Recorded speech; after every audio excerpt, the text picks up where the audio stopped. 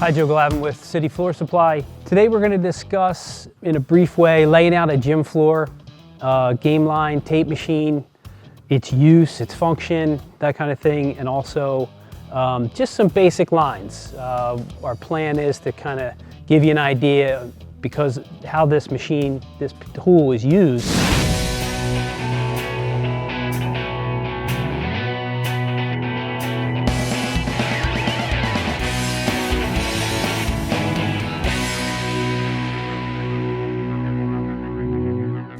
We'll talk about baselines, sidelines, the foul area, the key, all of those kinds of things that you're going to be pulling tape to paint the lines on a gym floor. And I have Chris Sullivan here, who in a former life was commercial contractor / gym floor contractor and has done a lot of gym floor work, tape, laying out, that kind of thing. So I will pass it over to Chris. Hello everyone. What we're going to go over briefly here is like the logistical layout of a regular basketball floor, PIAA. Something like that. As we're going to go over right here. Everyone's got a little bit of their own methods to their madness within laying out basketball floors, so don't kill us on the comment section below. First thing we're going to do is the first thing you always do on a bare gym floor layout. Always reference the backboard, so I'm going to point to it loosely here with my tape measure. Not accurately, but this is where you're going to plumb bob down from. So you're going to find the center of the backboard right here. You are going to get up on a ladder or whatever lift, and you are going to put from center down, you are going to plumb straight down until the plumb bob actually stops moving right there. You can't see it on the camera, but we have it marked here. So that is the plumb bob mark from the backboard straight down. This is where all of your measurements are going to kind of start from. You're going to do the same on the opposite end. So the first thing you're going to do with that mark, once you get it plumbed from the center of the actual backstop down, you're going to measure back under our pallet rack here, 4 foot and 4 foot 2, and that establishes your baseline. 4 foot being out of bounds, 4'2" being the other end of that 2-inch line. And that's the tape line. So you're going to measure back 4 and 4 feet 2 from your plumb line to establish those 2 dashes that are going to give you your 2 inches. From this line, you're then going to measure out, and I'm going to grab a different tape measure here.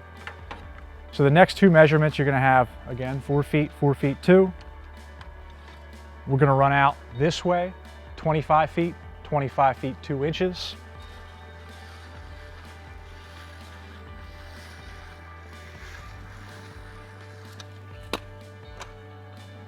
25, 2.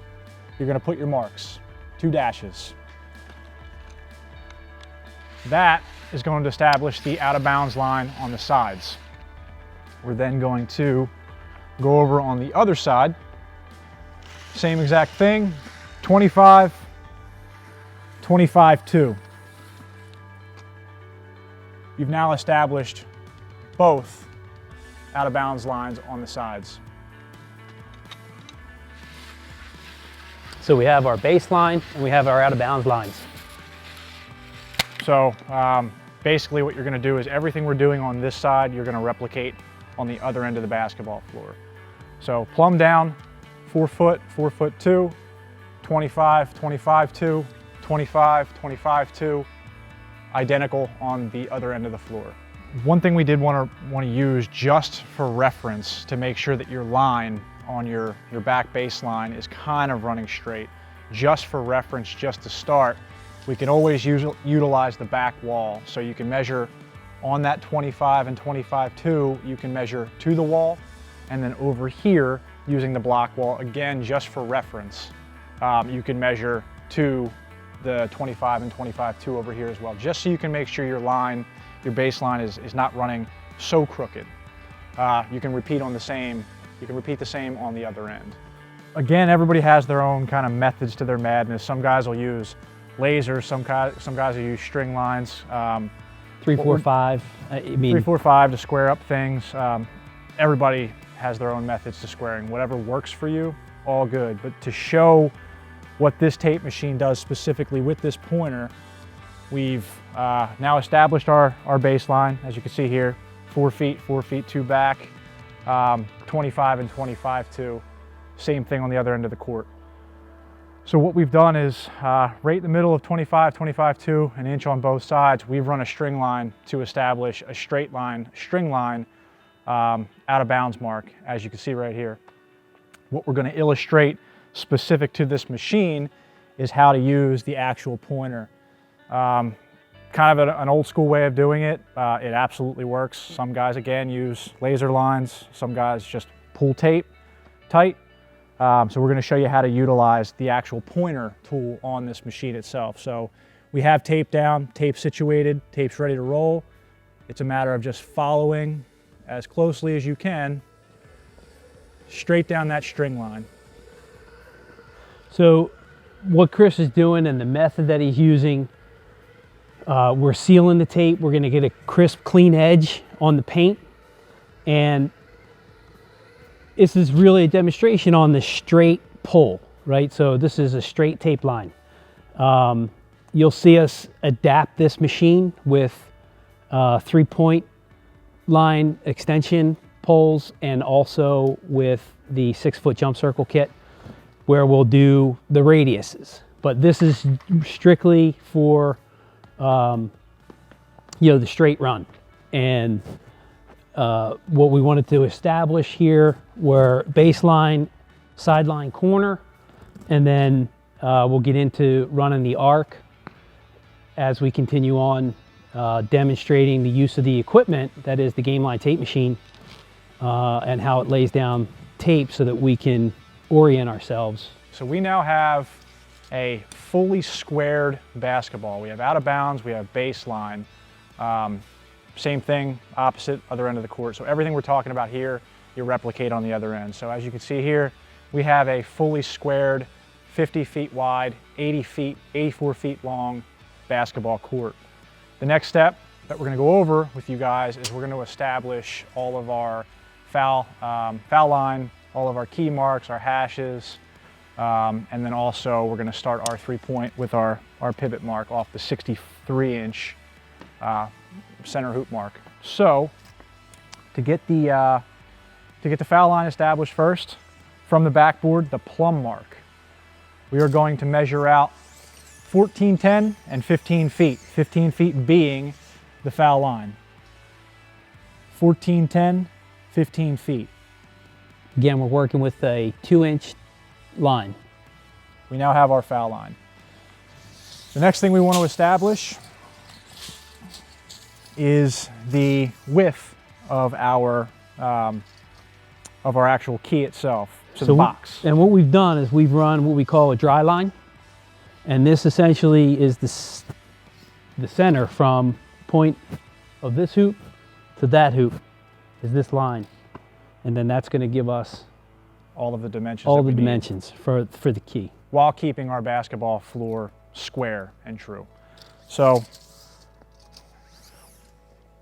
to get the inside and outside edges of the box, we're going to measure out 15, 10, and 6 feet. We're going to take the same thing over here. We're going to measure out 15, 10, and 6 feet. We can now establish our box. Because we don't have a baseline to go off of to square everything up, you're going to go back to that 4 foot behind the basketball floor, the 4 and the 4-2. You're going to measure the same thing off of that, 15, 10, and 6 feet, allowing you to pull your tape through these marks on both sides to establish a square. All right, so you see your marks on the tape? Right. So for like straight line pulls on short distances, even long distances, the tape itself can become your guide. And that's what Chris and I just demonstrated. And then we will roll all of these lines tight. But you can see we didn't use the tape machine there. It's just a matter of getting the line set from our initial marks and measurements. And then we'll back roll the lines. And we'll back roll the lines obviously for paint bleed, but also so that we can get nice crisp cuts at our intersections where we need to cut. So you can see this crisscross here, we're going to need to cut this out, and we're also going to need to cut it out at the other side. So essentially we have established our foul line. We'll do player positions, and then we'll do key to the top of the key where it's going to intersect with the 3-point line. And then obviously where the machine is key is pulling those circles. So the 3-point line as well as the top of the key. So now we have our foul lane situated with our foul line. Logistically speaking, again, everybody's a little bit differently, but I like to establish player positioning and hash marks next. So with that being said, we have the tape running back to our baseline. That was the 4 foot, 4'2" mark that we're going to use for this reference point. So from the 4 foot point, which is the inner edge of the back line of the tape, the inside of the first line of tape, the first line or box that we're going to establish is the larger box. That is at 7 feet, 7 feet 8 inches. The next lines, 11 feet, 11 feet 2 inches, 14.2 and 14.4, 17.4 and 17.6. What we've done is established our center at the foul line. We're using the top of the foul line, or that portion of the foul line that's closest to center court. And that dead center of that is now our pivot point. And you can see we've double-sided taped our pivot plate that the bearing fits into, as well as the sleeve for the pole. And this can allow you to do this as a one-man job. Obviously we're on concrete, so I couldn't really tack this in, although there are tack holes in all 4 corners to tack this in, again, to make this a one-man operation. So go ahead, Chris, explain what you just did there. We've established our 6 foot with our 6 foot pole here. Just for gauge reference, to make sure that we're going to meet up everywhere, I usually like to back it up a little bit, get my tape started here, and then swing around to the other side. In a perfect world, this 6 foot radius is going to meet up with that foul line, or that box line over there. So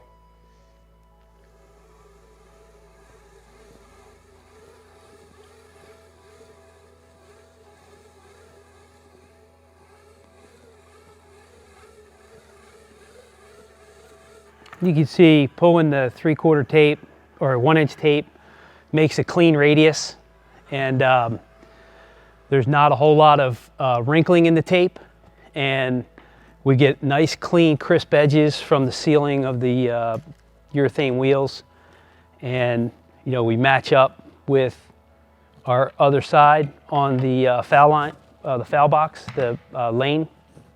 So we're good to go there.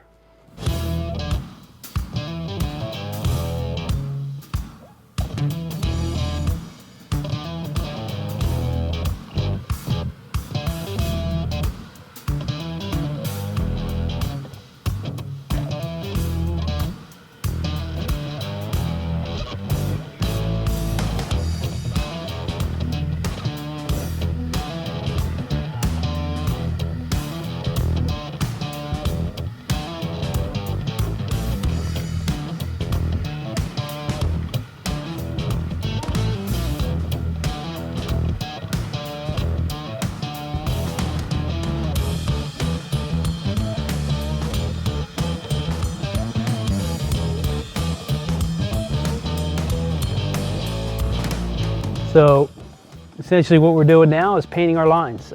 We've gone through, we have rolled all of the tape flat again to get that nice seal, so we get crisp edges when we pull the tape. We're just using Bona SuperSport paint here and orange color. Chris got his roller flat, which helped him keep inside the lines without a whole lot of squeeze out. And again, this is on concrete. We're looking at probably 2 coats of this paint. So one thing to comment with on paint, which a lot of guys, gym floor season, notoriously in the summertime, gym floor contractors busy season, school districts get out, gym floor guys get in. With summertime comes elevated humidity. So one of the keys with any paint really is that thin is in.